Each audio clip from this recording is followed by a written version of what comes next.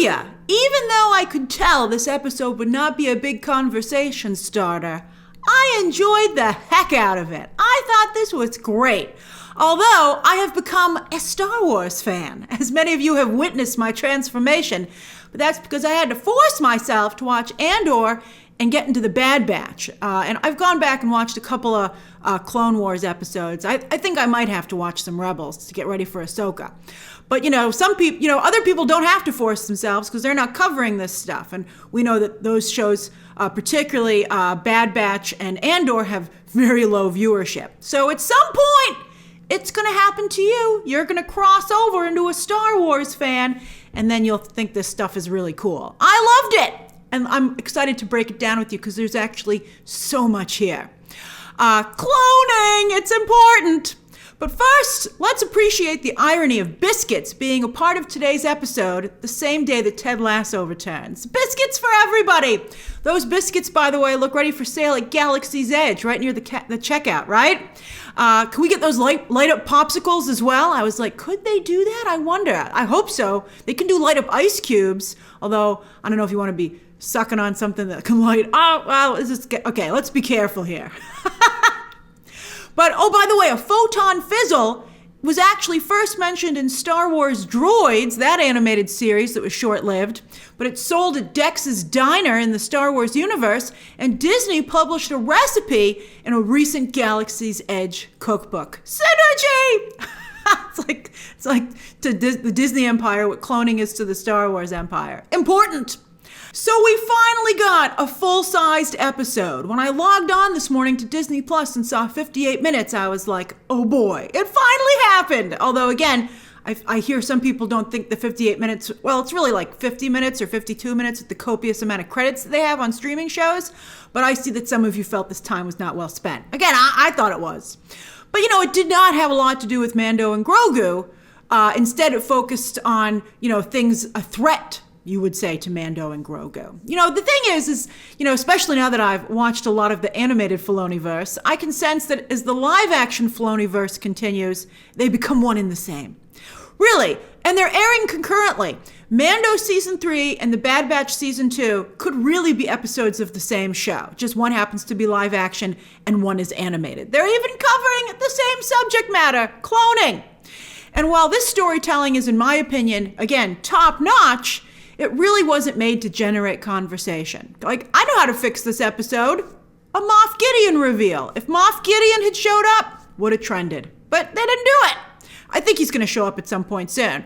But it would have been great if he'd showed up this episode. Because, again, I wish they would look at these things and not only create good content, but be like, someone's got to go through there and be like, okay, what's going to make a trend? Because that, whether you like it or not, is an important part. I mean, look at the ratings for this stuff. Some of you are like, don't be a Philistine, Grace. Easter eggs aren't important. But yet, look at your shows burn. Look at your shows burn. No one's watching them. All right. The Mando ratings are bad. They haven't come on to Nielsen just yet, but it's not looking good. So Moff Gideon should have showed up. You know where I thought he was? I thought he was hiding out on that abandoned Star Destroyer, which would have been awesome, right? He's like, I'm right here. I'm hiding out in my old ship. I'm living in kind of like dilapidated luxury, which is kind of what the Empire is right now. I love it. And I'm convinced that Elia Kane is doing a double cross. She's revealed to be an undercover agent for the New Republic, but I feel, due to the fact that she lied and stayed behind to fully wipe Dr. Pershing's mind, she cranked that mind flayer up to an 11, she's actually still working for Moff Gideon through the New Republic. The New Republic is so dumb. We'll talk about them too. But I liked it when Dr. Pershing said it's a trap. He ironically said it, the classic Star Wars line, to someone who looked an awful lot like Admiral Akbar. So that was hilarious too. But we learned during this episode, there's a rumor going around that Moff Gideon escaped while being taken to be tried for his war crimes, which we learned in episode 1 of this season. That, or the rumor is he was taken to the Mind Flayer. By the way, I can't believe that Star Wars is using a term from Stranger Things. Now, yes, I know it's originally from Dungeons and Dragons, but Star Wars don't need to be using Dungeons and Dragons terms. It's its own thing. And also, Stranger Things has made Mind Flayer so famous again in pop culture. And I looked it up. The Mind Flayers were introduced to the Star Wars world in Mando Season 1, Chapter 8, the final episode, which was in 2019. But Stranger Things first made the term popular in its Season 2, Chapter 1, which was 2 years earlier in 2017. So I would have stayed away from the term Mind Flayer. But they didn't. But yeah, I believe Moff Gideon escaped. I believe the first rumor is true, but the second rumor brilliantly set the stage for the Mind Flayer to be introduced again and used on Dr. Pershing. That's good writing. That's good writing. Johnny Fabs was back, but he had a co-writer too. Good stuff. What does Dr. Pershing know that's so dangerous? Remember, Pershing was working for Moff Gideon on whatever the Grogu project was. And of course, we know cloning eventually brings back the Emperor. We also know Snoke was created through cloning, the exact type of cloning that Dr. Pershing is giving his TED Talk on at the beginning of this episode. Sure, Dr. Pershing puts it that he can use cloning to clone vital organs for those who need them replaced. Although I saw the island, right? But he also says he can make those organs better thanks to genetic engineering. He can not only replace your heart, but build you a better one. And of course, genetic engineering went on to create a being like Snoke, who has immense power with wielding the Force for evil. So Moff Gideon is big on cloning, and likely has Elia Kane wipe Pershing's mind for evidence, lest the New Republic find out what he was working on, and he also probably doesn't want the technology to fall into their hands. Mando discovered a cloning facility, right? In Obi-Wan, he discovered the Jedi were being held in stasis, giving the Empire access to their genetic material. And over in the Bad Batch, a sequel to the popular Clone Wars series, which was all about cloning, and where clones are the main characters there, and on the Bad Batch, with a very important one with Omega, Season 2 is Lightspeed of Bad Batch. Season 2 is Lightspeed developing the cloning storyline post-Camino. I'm really getting into this. Beginning to explore exactly what's going on Mount Tantus. You should know all these places. You got to know all these places. Where it's largely believed the Emperor is eventually cloned. Clones! Clones! Star Wars is screaming at you that clones are important. It's all connected. It's all connected. It better be. So hopefully you find this stuff fascinating. I do. I'm loving this stuff. Although, again, the similarly themed and cerebral Westworld failed to find a big audience. So I don't know how many people are interested in cloning, but I think it's fascinating. Fascinating! What else is fascinating to me this episode is the stupidity of the New Republic. As we all know, the First Order is on the horizon, and you can now see how that happened. Rehabilitated Empire agents are reintegrated back into the New Republic government. Of course they position themselves to eventually overthrow the New Republic and bring back the Empire as the First Order. It is the Empire, especially since the New Republic decided to continue to give them access to all their old toys, which the New Republic is going to eventually throw away, right? They're like, hey, will you watch this for a long time and we're not going to check up on you? It's so ridiculous.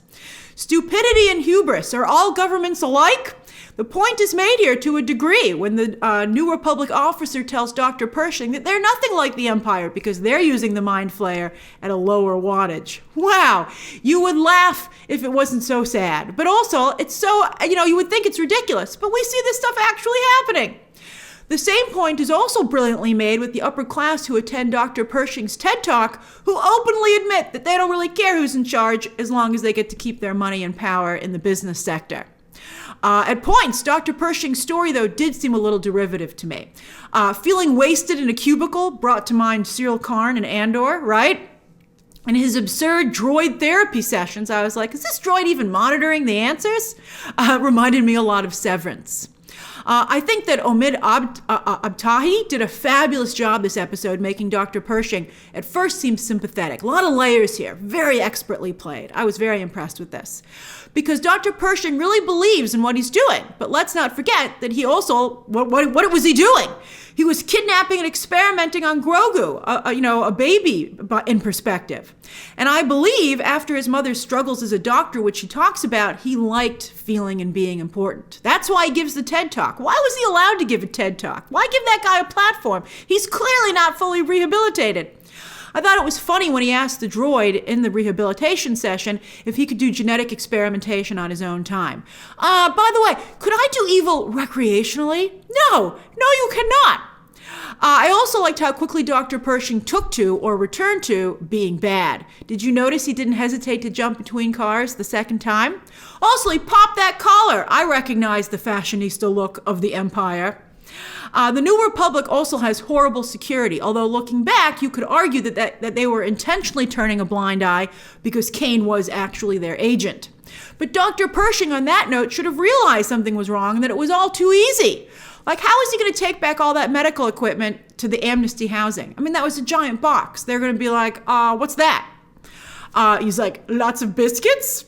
But I think Dr. Pershing isn't actually a nice guy at all. I think he just felt small. And that, he said even that he felt insignificant. And I think that comes across initially as sympathetic because you feel bad for him. He's sad. You're like, oh, I feel bad for you. You seem like a nice guy. He's wearing glasses. He looks like a really nice person. But I think that the desperation to get back to being important makes anyone dangerous, very dangerous, to get back what was lost.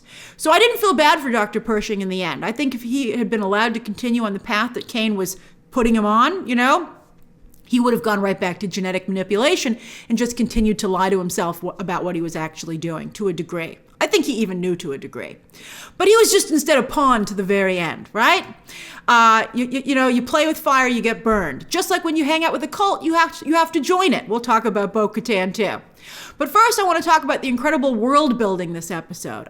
Coruscant. It looked amazing. I actually think it looks much better here than in Andor, and perhaps that's the point, right? Going from the capital city of the Empire to that of the New Republic. Some fans are already arguing online over the physical sets of Andor for Coruscant versus the use of the volume on Mando, but I didn't really see a difference instead, except for the fact that I thought that Coruscant here looked a lot better. I thought this looked better, quite frankly. I also loved learning about the efforts to rehabilitate Empire officers, and perhaps the New Republic decided to rehabilitate them rather than jail all of them because there are really just too many when you think of the sheer number of people it takes to pilot a single destroyer. But that was, obviously a mistake. Anyway, the Reintegration Institute, Amnesty Housing. It's like an evil Epcot. I thought that was hilarious. The voice talking about Coruscant on that, sites thing that that Dr. Pershing was looking on. That was so Epcot. That voice, I swear it was a voice used in Disney World. Their quarters also reminded me a bit of the Star Wars Hotel, which isn't doing so well, but I think because you don't get to visit places like Coruscant. Batuu just isn't as impressive. It's trying to be like a off-brand Tatooine, but who would even go to Tatooine on vacation, especially at Star Wars Hotel prices? Those are Coruscant prices, my friend. I also want to give a shout out to Katy O'Brian, and boy, what a difference directors and writers make, because she was so bad in Quantumania, but yet here she is a menacing delight. Perfectly pulling off being a double agent, handling both the lighter and darker moments of her job in very compelling fashion. She was able to say so much with just her eyes. I was like, wow, the eye light there is amazing, and Katy O'Brian is using it. Plus, her cheekbones help, and her cool androgynous look really make her a standout. She's like a Ruby Rose who can act. I'm a big fan. I loved her here. One of you tweeted me and said she should be Abby in The Last of Us, and I was like, that is an incredible idea. And because Katy O'Brian has a very strong likability factor, and I think that'll be crucial to successfully casting Abby, so that everyone just doesn't hate her immediately. Some of you keep saying that Shannon Barry has already been cast in the role, but I hope that's not true, because at least based off of the pictures that I've seen, she does not seem to have a likability factor, at least in my opinion. She actually looks instantly unlikable, unlike Katy O'Brian, who I think is so likable. You're like, we must be wrong about her. She's great. I was like, Moff Gideon, excellent number 2. Also, considering how divided we ourselves are right now in real life, it was really interesting to think of Star Wars in similar terms, with the New Republic versus the Empire. And I wonder who everybody thinks that they are, right? I don't know. The New Republic is so stupid. I can't imagine anyone wanting to be the New Republic. But I kind of have an idea to some people in government who are the New Republic. So stupid and incompetent. Can't get anything done. And oh yeah, Mando and Bo Katan. They bookended this episode, and it works to me, again, because Moff Gideon is after Grogu. So exploring what's happening, Dr. Pershing was a villain for them. So I think it works, but some people obviously don't agree. We learn that the waters of the mine didn't always run that deep, and that the bombing of Mandalore might have acted as a purge itself, kind of bathing it in fire, having it reborn, just like Mando and Bo-Katan both are now, creating seismic activity that released the mythosaur, like release the Kraken, release the mythosaur. And see, as I said, you hang out with cultists, you get drafted into their cult, and suddenly Bo-Katan can't take her helmet off. Katie Sackhoff is probably like, how did this happen to me? The armorer did peg her as a night owl. The female warriors of Death Watch, the extremist group that Bo-Katan, again, left her family for, opposing her sister and eventually helping the Empire take over Mandalore, only for the Empire to destroy the planet and kill Bo-Katan's sister. So yeah, I don't think the armorer meant that as a compliment. I think what she was really saying was, who you calling an extremist? Good thing Mando thought to bring back some of the living waters, by the way, to prove his story, because they weren't believing any of them. They didn't want to believe him. That one Mandalorian, by the way, I think is going to be a problem, because he did not step forward to congratulate Din and Bo-Katan on being back in the clan.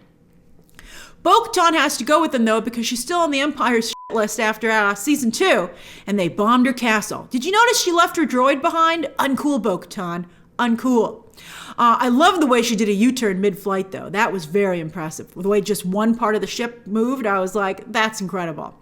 But why did TIE fighters never retreat? They just keep going until they get shot down and destroyed. TIE fighters? More like kamikaze fighters. And just an endless number of them. You would think eventually they'd be like, they're all gone. It was cool seeing Mando also transfer to his own ship. He can really move in that armor when he wants to. I was like, wow, look at him scramble. When will Bo-Katan tell somebody that she saw a mythosaur? When will Grogu speak? He's getting very, very close. And will we be seeing Moff Gideon again this season? I don't think they could have dropped as many hints as they did today if we were not going to be seeing him. So what did you think of episode 3? Share your thoughts down below, subscribe today, and of course, as always, you can check out some more videos right now.